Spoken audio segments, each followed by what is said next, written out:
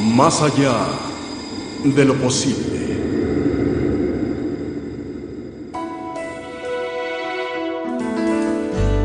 Una mujer tiene una premonición sobre su hijo que va a nacer y su premonición se cumple. De pronto un hombre siente que tiene que llamar a casa justo cuando su esposa sufrió un ataque al que tal vez no sobreviva. Y un grupo de estudiantes deciden ser Cupido con su maestra, con resultados que nadie hubiera predicho. Hola, soy Melissa Ehrlich. Están a punto de ver estas y otras historias, dramas de la vida real contados por las personas que los vivieron. Personas cuyas vidas cambiaron por eventos que están más allá de una simple coincidencia. Más allá de lo posible. Hoy, en Más allá de lo posible, esta mamá tuvo el extraño presentimiento de que algo terrible le pasaba a su hijo, que aún no nacía. Recuerdo que estaba sentada a un lado de la cama, cerré los ojos y supe enseguida que algo malo le ocurría. Pero después recibió un mensaje misterioso y nadie puede explicar lo que sucedió después. Además, es convicto, se fugó, está armado y es peligroso. Uno de los crímenes por los que se enjuició fue por conspiración y distribución de cocaína.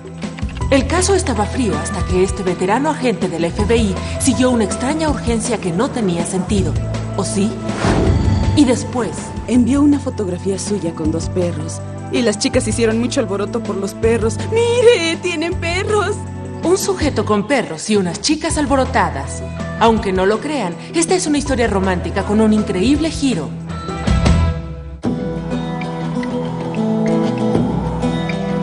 Más allá de la intuición,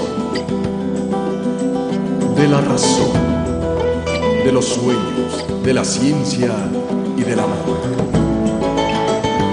Más allá de lo posible, con Melissa Ehrlich.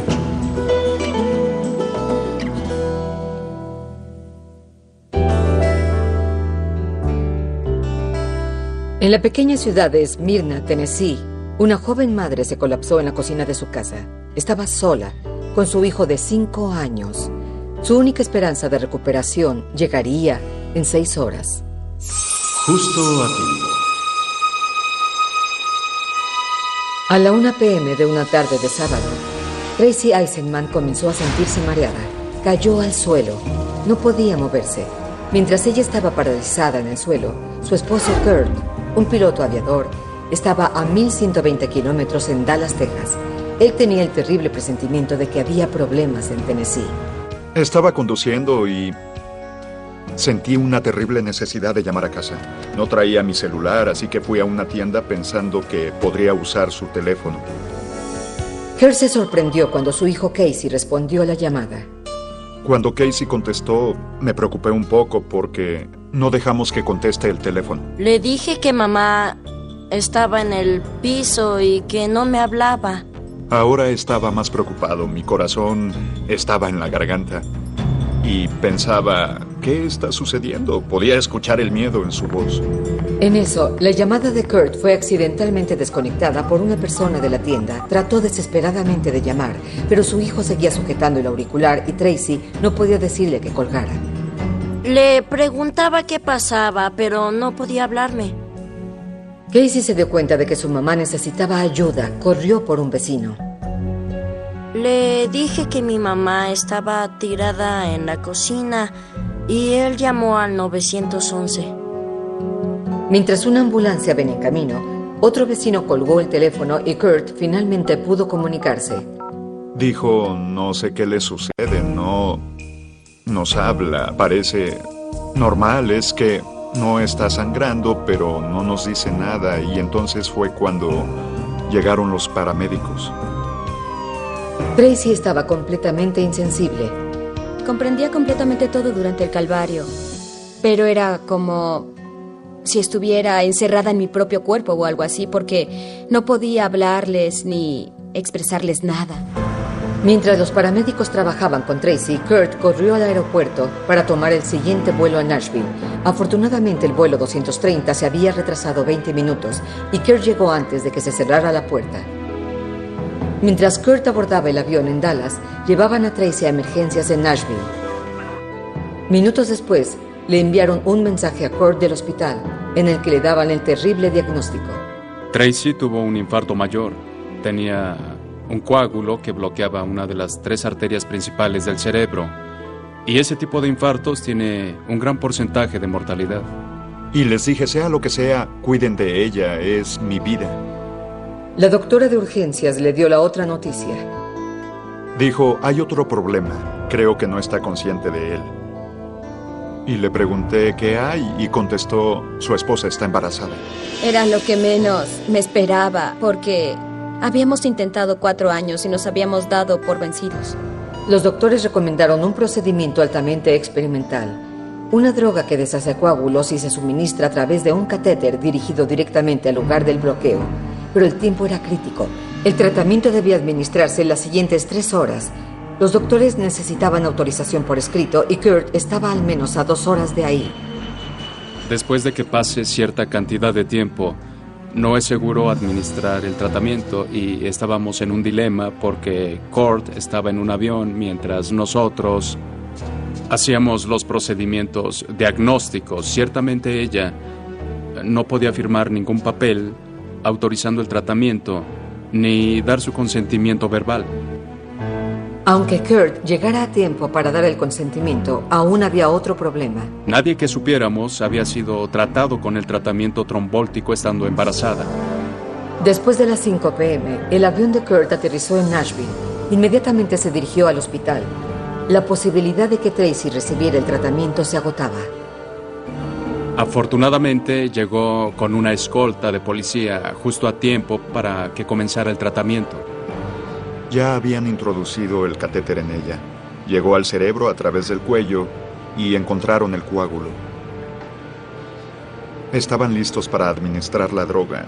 Me dijo, me alegra que llegara, necesito su aprobación para terminar con esto.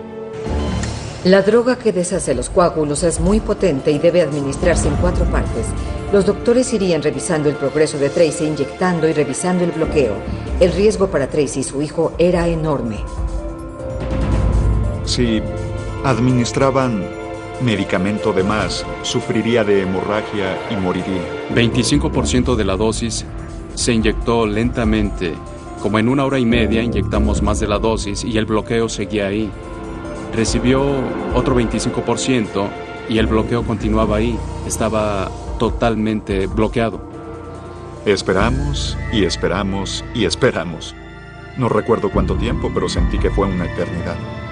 Habíamos dado la 3ª fracción y en 90 minutos el arteriograma no mostraba muchos cambios y llegaba al final de su dosis porque solo nos quedaba una fracción que administrarle. Quedaba una oportunidad. La vida de Tracy literalmente dependía de que la droga funcionara esta vez y las posibilidades estaban en su contra. Si algo bueno va a suceder, esperas verlo al 50%, en especial al 75%. Era muy preocupante porque solo quedaba 25% que administrarle y estábamos muy preocupados en ese punto porque ya no podríamos ayudarla. Los doctores le aplicaron la 4ª y última inyección a Tracy. Solo quedaba esperar y desear. Era su última oportunidad y cuando tomamos la última imagen del fondo, el coágulo se había deshecho. Era increíble, estábamos exaltados. Recuerdo que brincaba de gusto, todos estábamos felices. Incluso las lágrimas se nos salieron. Y algo más increíble sucedió ese día. Nunca habían visto a alguien que se moviera en la camilla. Ella movió la mano. Estaba tratando de tocar su estómago para preguntar cómo estaba el bebé. Pero se necesitaron 2 semanas más en el embarazo de Tracy para que los doctores determinaran la condición del feto. Mientras tanto, continuaba asombrando a todos. Mejoró tan rápido y tan dramáticamente que pudo salir caminando del hospital 4 días después de que se le atendió. Es una recuperación neurológica increíble. No puedo pensar en ningún paciente con ese tipo de infarto que se recupere tan rápido. Finalmente, 2 semanas después del infarto y con 8 semanas de embarazo, los doctores le realizaron un ultrasonido. El bebé parecía sin daños. El 17 de enero del 2000, Tracy dio a luz a un saludable varón, Cole Allen. Después del parto, cuando los doctores lo sacaron y dijeron, bien, tiene 10 dedos en las manos y pies, pude respirar y descansar un poco. Tracy y Cole estaban vivos gracias a la intuición de su marido, a una secuencia perfecta de eventos y a que un niño de 5 años pensara rápidamente. Creo que está feliz porque le salvé la vida. Sí. Es un verdadero héroe en esta historia, porque sin él se hubiera quedado en el piso todo el día. Tiene un lugar especial en mi corazón. Me salvó y salvó a nuestro otro hijo.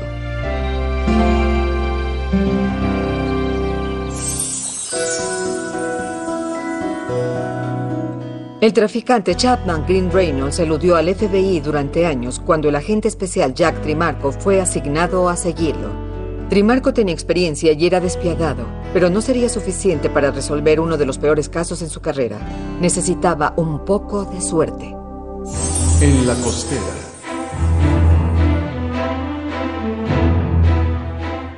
Chapman Reynolds había estado huyendo 3 años cuando su caso cayó en el escritorio del agente especial Jack Trimarco. El caso de este fugitivo es un caso frío. El FBI se involucró en la búsqueda por petición de la Agencia de Fuerzas contra Drogas. Uno de los cargos federales que se le imputaba era conspiración y distribución de cocaína. Chapman Green Reynolds Jr. estaba armado, peligroso, drogadicto y distribuidor.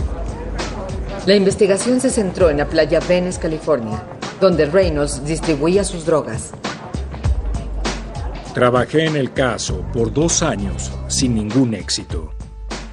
Reinterrogué a todos los que habían sido interrogados, su novia, la familia de su novia, interrogué a su madre, a su padre y a su familia, parientes, socios, amigos.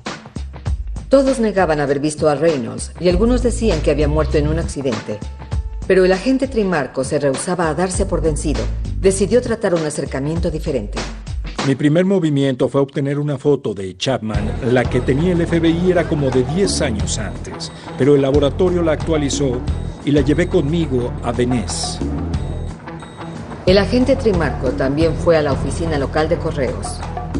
El agente especial Jack Trimarco se acercó a la oficina postal, me mostró su placa, la información del caballero, una fotografía y su descripción. Me dijo que este sujeto estaba armado y era peligroso. Le mostré la foto, ella la miró, la estudió y estaba segura de que jamás había visto a esa persona en el área.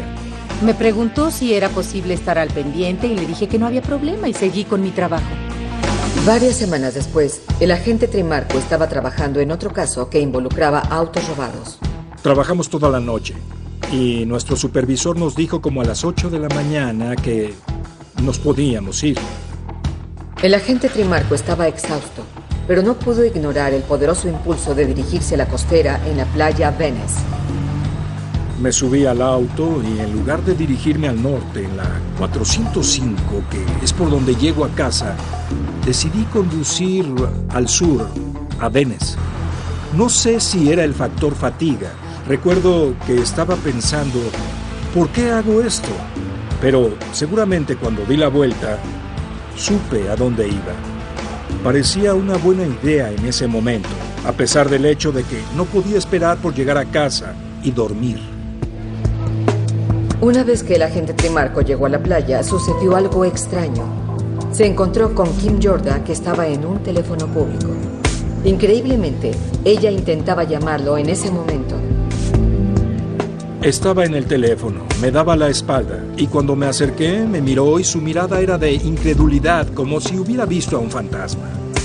Colgó el teléfono y dijo, el sujeto de la fotografía, acabo de verlo. No podía creerlo y pasó, boom, boom, boom, uno después del otro. Primero ese sujeto viene a mí y después Jack se acercó a mí. Y eso fue todo. Kim le dijo que Reynolds llevaba una gorra roja y dirigió al agente Trimarco en la dirección correcta. Y después tuve que tomar una decisión, correr a mi auto 180 metros para sacar mi arma, mis esposas, mi placa, o debía correr 90 metros a la esquina y ver si había alguien. Y, francamente, no esperaba ver a Chapman Reynolds caminando por la calle y pensé, que Dios la bendiga, ella cree que lo vio. Pero cuando el agente Trimarco vio a Chapman Green Reynolds, la cacería comenzó. Comencé a correr, a caminar, a correr y a caminar. Y me escondí detrás de un árbol, detrás de un poste, detrás de un auto. El agente Trimarco sabía que era peligroso, que mientras más se acercaba a Reynolds, más se alejaba de sus esposas y de su arma. Muchos fugitivos podrían matar a un oficial e ir a la cárcel por mucho tiempo. Y estamos conscientes de que así es la profesión. Añada drogas a esa ecuación y nadie sabe qué puede pasar. Pero eso no lo detuvo. Tenía tanto invertido en ese caso y tenía la posibilidad de atrapar a alguien a quien había seguido por mucho tiempo. Decidí ir por él. Grité, Chapman Green Reynolds, FBI.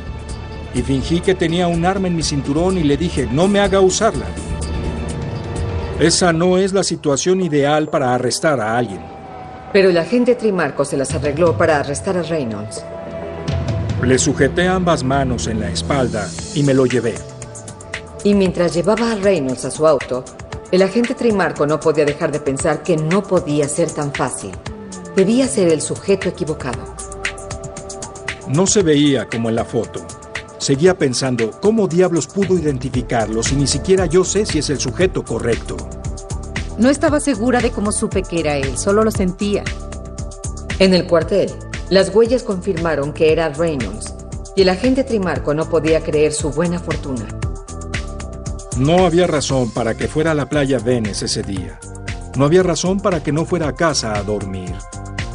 Y no había razón por la que la joven del correo lo reconociera, porque ni yo pude reconocerlo cuando lo tenía en custodia. Fue una serie de eventos fenomenales. Enseguida, esta maestra de secundaria recibirá la sorpresa de su vida. Claire estaba asombrada, no sabía qué hacer, pero estábamos felices de completar la misión. Más allá de lo posible, continuará. Más allá de lo posible, continúa.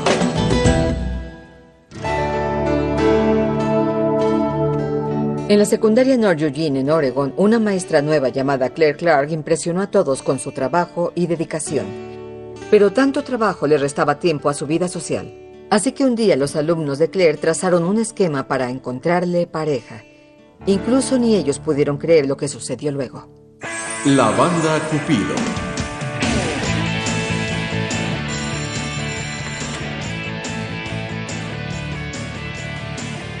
El 6 de marzo del 2000 fue un día típico de escuela. Claire terminó sus lecciones y se quedó más tarde para trabajar un poco. Los chicos terminaban su tarea y yo estaba revisando papeles en mi escritorio. Y los estudiantes comenzaron a hacerme extrañas preguntas. Claire, ¿cuál es tu estatura? 1,67. Señorita Claire, ¿con qué celebridad piensa que es parecida? Demi Moore, definitivamente Demi Moore. Bien, ahí está. Después de un par de preguntas les dije, ¿qué están haciendo escribiendo un libro? Y ellos no. Los estudiantes estaban preparando algo. En secreto, llenaban una forma para un servicio de citas en línea. Y ella no quería nada de eso. Se acercó y la sujeté y traté de mantenerla lejos y ella quería ver la computadora y le dije que no y ambas íbamos a caernos y me estrellé en el escritorio y me lastimé. Claire trató de detener el plan, pero con un clic en el teclado, su petición estaba en el ciberespacio. Sí, la detuve. Claire estaba asombrada, no sabía qué hacer, pero estábamos felices de completar la misión. Claire estaba molesta al principio, pero se dio cuenta de que no importaba. Nadie respondería de todos modos, pero al día siguiente había 20 emails esperándola. Claire estaba intrigada y decidió pedir ayuda a sus estudiantes. Y le dije a las chicas que ya que me habían metido en esto, tenían que hacer una revisión e imaginar si valía la pena hablar con alguien. Me divertí mucho. Algunos de ellos eran personas muy jóvenes o muy viejas o muy extraños. Había 2 que pensaron que eran buenos candidatos. Claire salió con el soltero número 1. La cita fue un desastre total. Era un perfecto perdedor. Claire estaba a punto de darse por vencida, pero los estudiantes estaban convencidos de que debía darle una oportunidad al soltero número 2, un sujeto llamado Kevin. Envió una fotografía suya con 2 perros y las chicas hicieron mucho alboroto por los perros. ¡Mire, tiene perros! Son los perros más lindos y parece un sujeto muy agradable. Insistían en que tenía que ser el símbolo de una persona muy linda e inteligente, así que le respondimos a Kevin. Kevin Wiles estaba a punto de dejar el juego de citas por internet cuando la solicitud de Claire llamó su atención. Lo que vi fue una solicitud de una persona muy interesante. Sonó muy interesante. Parecía que la autora de esta solicitud no buscaba a alguien para completar su vida, sino para unirla a ella. Kevin le respondió y pidió a Claire que llamara cuando quisiera. El viernes por la noche lo llamó. Eran como las 11:30 y sonó el teléfono. Para alguien que no se desvela, eso es muy tarde. Era una mujer del otro lado de la línea que se presentó como Claire. Los 2 extraños de internet acertaron en el teléfono y hablaron hasta que amaneció. Después hicieron planes para salir esa noche. En la preparación para la primera cita estaba tan nervioso como siempre. ¿Qué iba a hacer? ¿En qué me iba a poner? Como a las 5 Kevin llegó a mi puerta con un tulipán, lo que me pareció muy dulce. El sentimiento fue mutuo. La noche se evaporó. Llamé como 8 horas después. Era domingo por la mañana. Era un 11 de marzo. Iba a llevar a mis perros a caminar, al menos eso le dije cuando la llamé. Realmente buscaba una excusa para llamarla y decidí que el paseo con los perros sería muy divertido. Fue maravilloso, la pasamos muy bien, hablando y caminando cerca del río. Los estudiantes de Claire, por supuesto, querían un reporte completo. Estaba muy emocionada por este sujeto y todas decíamos, señorita Claire encontró a alguien, pero no creemos que dure ni nada de eso. Lo hizo. De hecho, los siguientes meses, el romance de internet se convirtió en algo especial. Después, un singular día de octubre, Kevin invitó a Claire a una cita especial. La llevé a un huerto de calabazas. Entonces hicimos un concurso de calabazas entre los 2. Y Kevin estaba tallando la suya y era muy cuidadoso con la de él. Cuando terminamos nuestras calabazas, yo le dije, déjame ver la tuya. Pero Kevin no había terminado aún. Para tener más tiempo, le pidió a Claire que se lavara las manos. Cuando ella regresó, la calabaza ya no estaba. Abrió la parte trasera de su camión y estaba la calabaza con una sortija de diamantes en la nariz y había tallado en la calabaza, ¿te casas conmigo? La observó y finalmente me dio un gran abrazo y es el mejor abrazo que me han dado. Claire se emocionó al igual que sus estudiantes cuando supieron la noticia. Nunca, ni en nuestros mejores sueños pensamos que encontraría a alguien y se casaría con él. Pensamos que sería genial. Los planes de boda eran perfectos. Y Claire quería que sus traviesos estudiantes fueran parte de la ceremonia. Después de todo, si ellos no hubieran forzado las cosas, ella no estaría usando su sortija de compromiso. Claire y los estudiantes comenzaron a planear el gran día, en la escuela, en el auditorio. Pensé que había enloquecido. Le dije, ¿te vas a casar en nuestro auditorio? Pero una locura merece otra. Pensé, a los chicos les gusta el teatro, realmente disfrutan el drama. Me encanta verlos representándolo, nuestra historia era única y ellos eran parte de ella. Así que cuando llegó el día de la boda, el 12 de mayo del 2001, los estudiantes representaron la historia ante un público entusiasta. ¿A qué te dedicas? Soy físico, astronauta, nuclear, bla, bla, bla, bla. Y así fue, amigos, se besaron en la segunda cita. Claire, ¿a ti qué te parecería llevar mi apellido? Y entonces era el momento de que la novia fuera al centro del escenario. Como un grupo de amigos, vinimos juntos y tomamos nuestro papel de Cupido y unimos a estas 2 personas. Y fue genial. Claire no tenía dudas. Aún ese día, todo esto le parecía sorprendente. Hubo una serie de cosas imposibles que se unieron para que esto sucediera. Lo primero es que los chicos se preocuparan para llenar una solicitud por su maestra. La segunda es que nadie en el mundo respondería a la nota que escribimos. Tenemos una maestra de secundaria muy agradable que necesita una cita. Y el hecho de que Kevin respondiera, me sorprendí mucho cuando lo conocí porque no se hacía pasar por nadie. Realmente era una persona increíble y cariñosa. Solo algunas almas valientes se atreven a aventurarse en este panteón después de oscurecer. Algunas personas dicen que se sentían como si los estrangularan o alguien tratara de sujetarlos. Más allá de lo posible continuará. Más allá de lo posible continúa. El cementerio Greyfriars.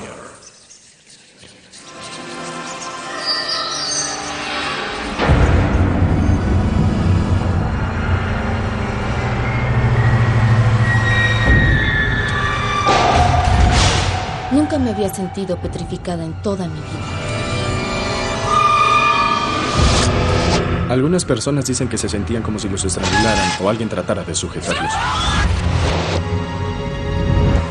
Fue como si un dedo pasara por la parte trasera de mi cabeza y pensé, ¿qué fue eso? Y volteé para ver si había alguien ahí y nadie estaba parado junto a mí.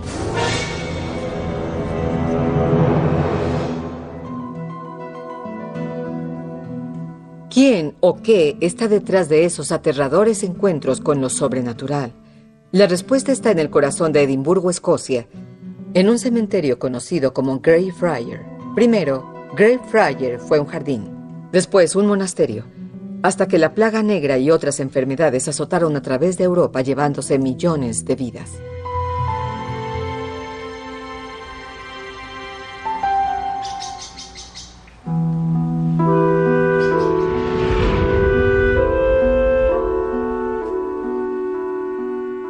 Edimburgo estaba sobrepoblado y no había lugar en el cementerio que utilizaban en las afueras de St. Charles. Se convirtió en cementerio y eso ha sido desde entonces. Durante cientos de años, los parques eran un lugar de soledad y reflexión.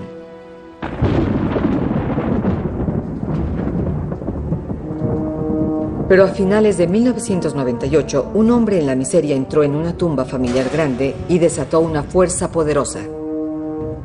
Cayó por un agujero en el piso y entró en otra sección subterránea, y esta sección estaba llena de cuerpos, brazos, piernas y cabezas, y cayó en el centro de ellos.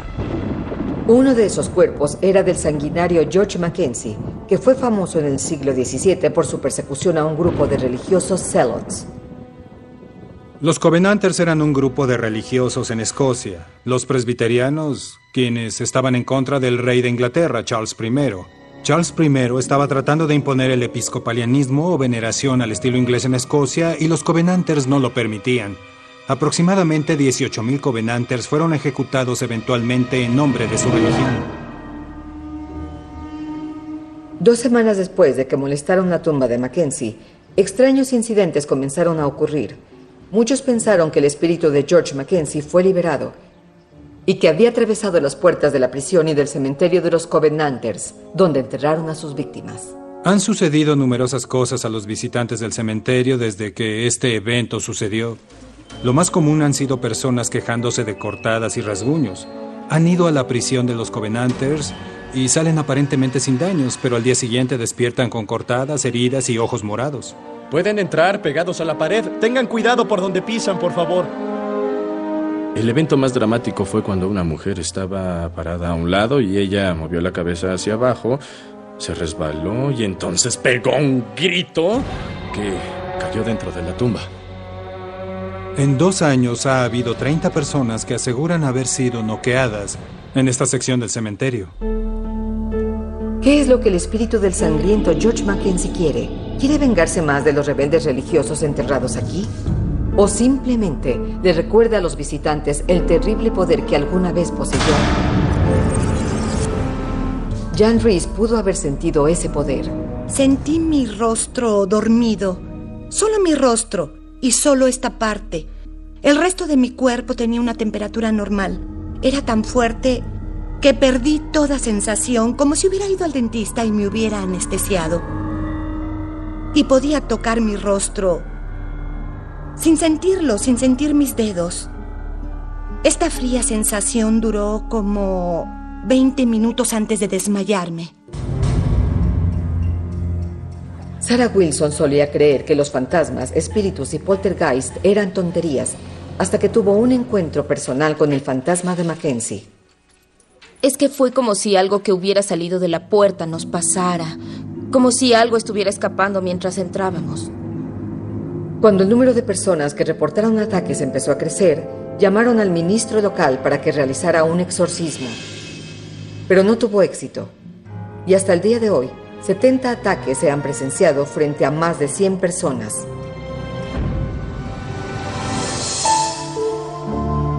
A pesar del peligro, los turistas siguen visitando el cementerio de Greyfriars, aunque muchos juran jamás regresar.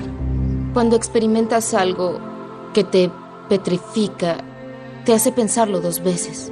Ciertamente no voy a buscar ni a cazar fantasmas. Esto me hace muy cautelosa. Ciertamente ya no soy escéptica. Las personas simplemente no creen que van a tener un encuentro con una entidad sobrenatural en un viaje fantasmal, en una ciudad civilizada, en la capital de una nación, hasta que les sucede. Y eso los asombra.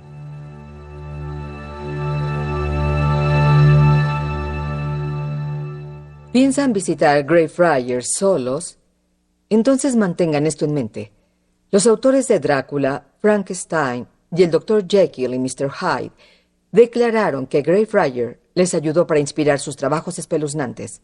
Ahora, ¿aún quieren ir? Enseguida, los doctores dicen que un recién nacido tiene una pequeña oportunidad de sobrevivir. No podía darles ninguna esperanza. Pero mamá tuvo la premonición de que su bebé lo lograría y asombró a la comunidad médica en el proceso. Más allá de lo posible, continuará.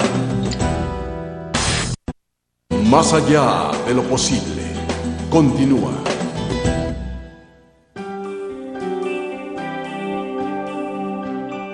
David y Joy Radwich, una joven pareja en Missouri, se preparaban para el nacimiento de su segundo hijo. Todo parecía ir bien el primer trimestre, hasta que Joy de pronto tuvo una premonición de desastre. Una premonición que resultó ser cierta. Lo que una madre sabe.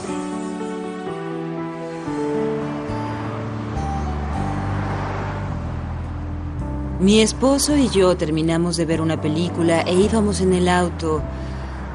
Y recuerdo que pasábamos un puente cuando comencé a sentir que algo malo le pasaba a mi bebé. Sabía en mi corazón que algo le pasaba a mi bebé. Mi respuesta inicial, como esposo de una mujer embarazada, fue: todo va a estar bien. Vas a estar bien. Me enfoqué mucho en tratar de animarla. Sabía que había algo. Estaba absolutamente, un 100% segura de que algo le pasaba al bebé. Pero los doctores de Joy tomaron su premonición como los temores normales de una mujer embarazada. Y cuando su hijo Andrew nació, parecía que los doctores tenían razón al principio. Cuando nació estaba perfecto. Pero cuando Andrew tenía apenas 1 hora, Joy sintió que algo estaba muy mal. Recuerdo que estaba viendo a mi hijo acostado en el cunero y miraba sus ojos y le dije a mi esposo: no hay nada detrás de esos ojos. Se veía solo blanco. Como 30 segundos después, una enfermera vino y lo vio. Estaba impresionada por su color. Estaba gris. Progresó al punto en que se puso gris oscuro. Las enfermeras lo describían como negro. Llevaron a Andrew a terapia intensiva neonatal. No estaba respirando. Todos sus signos vitales fallaban. Tuvieron que revivirlo como 14 veces o algo así, por lo menos una vez por hora. Recuerdo que estaba sentada a un lado de la cama, con los ojos cerrados, pensando, y sabía que algo le estaba pasando a él. Los doctores descubrieron que el lado derecho del cerebro de Andrew tenía una hemorragia que provocaría una serie de daños graves, pero eso solo era parte del terrible diagnóstico. Andrew nació con una condición muy extraña, hemiatrofía izquierda.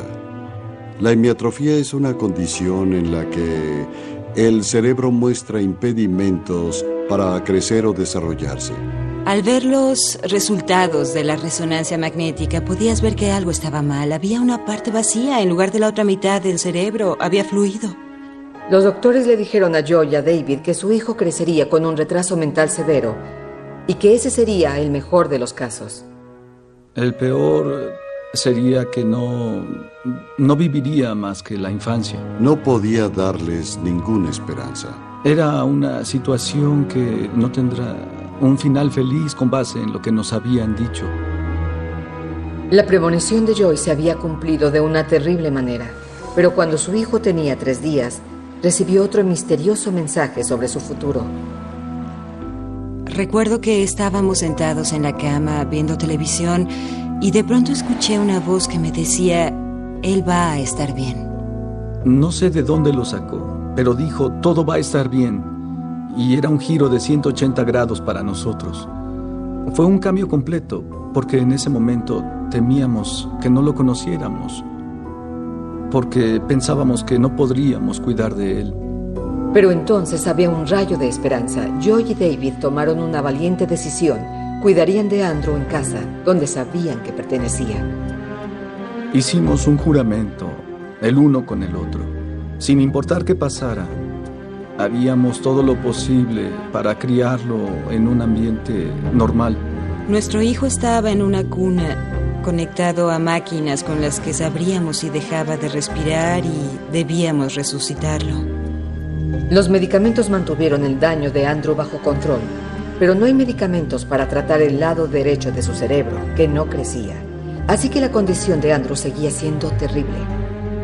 Sorprendentemente comenzó a mostrar mejorías, y los doctores no podían explicar por qué la segunda premonición de Joy se cumplía.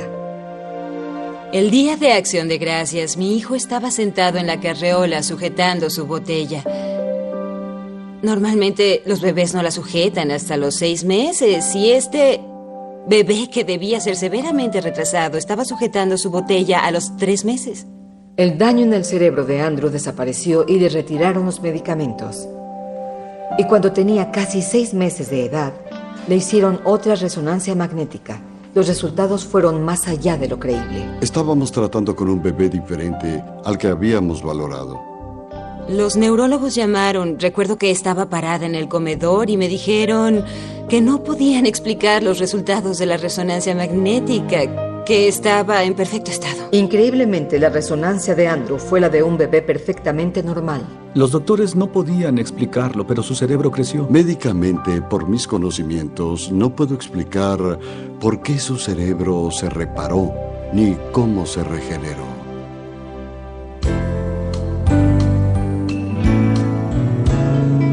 Hoy en día, el niño que supuestamente debía tener un retraso mental severo es un niño feliz, extremadamente brillante.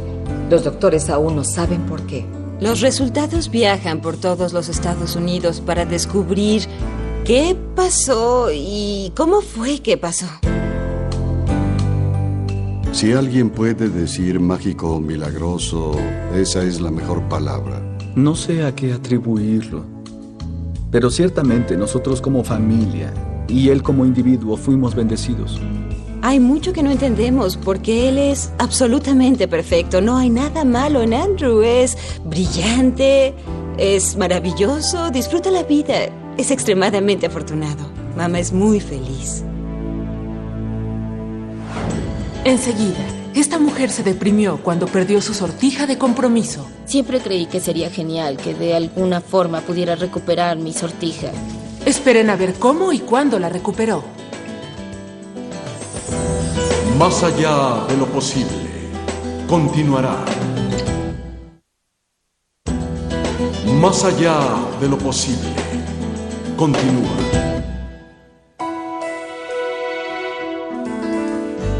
Cuando Judy Kammerer de Hamilton, Illinois, contrató a una asistente nueva, le atinó al premio gordo.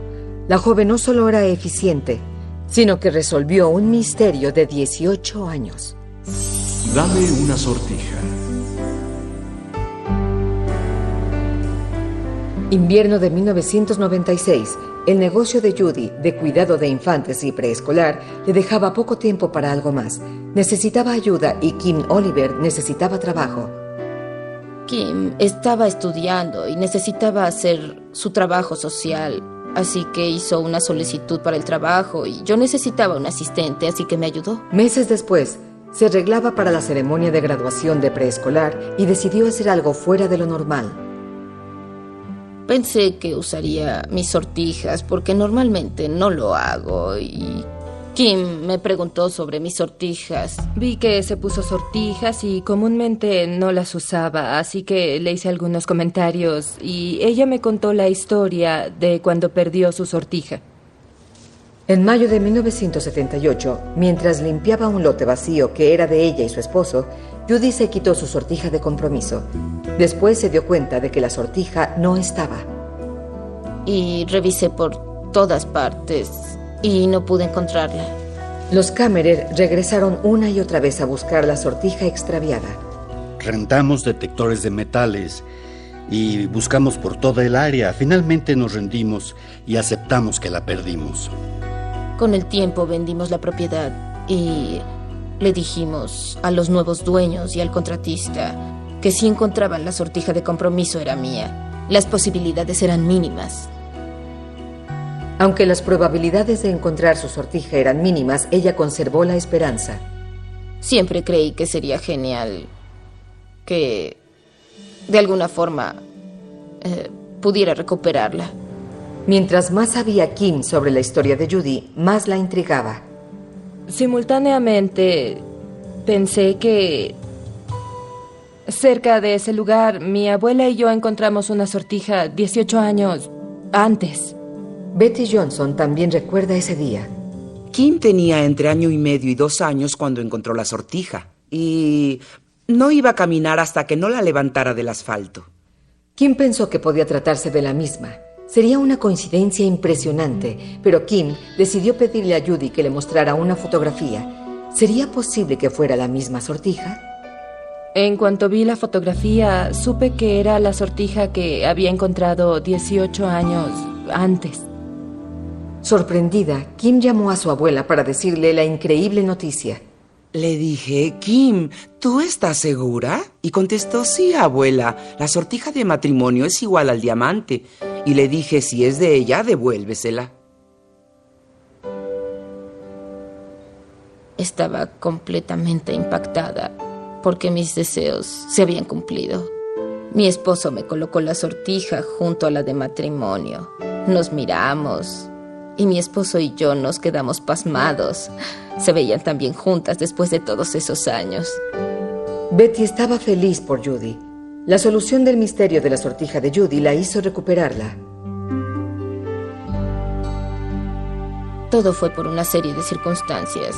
Si Kim no hubiera trabajado para mí, si no me hubiera puesto mis sortijas, nada de esto hubiera pasado.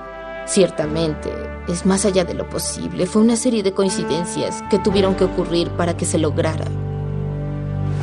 Enseguida, es un día de perros para la mala suerte de un criminal fugitivo en Atlantic City. Más allá de lo posible. Continúa.